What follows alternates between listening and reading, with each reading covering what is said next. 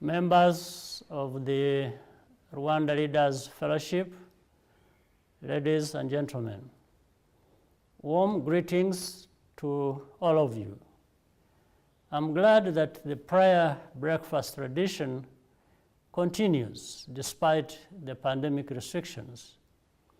Even though we are preoccupied by COVID-19, it is right to take a moment to pray for what is most important for our country. We have a lot to be thankful for. We are especially grateful that Rwandans, working hand in hand with leaders, have managed to avoid the worst consequences of this disease.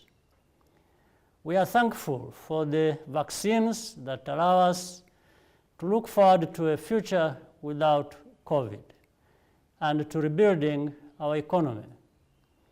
As leaders, this gathering is an opportunity to recommit to our respective missions while seeking more strength and wisdom to serve our people.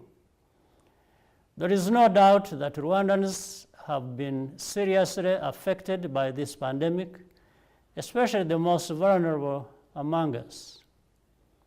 We must go about our duties with a heart for those we serve. Finally, I hope that today's prayer event will inspire all of us to raise our collective ambitions for our country.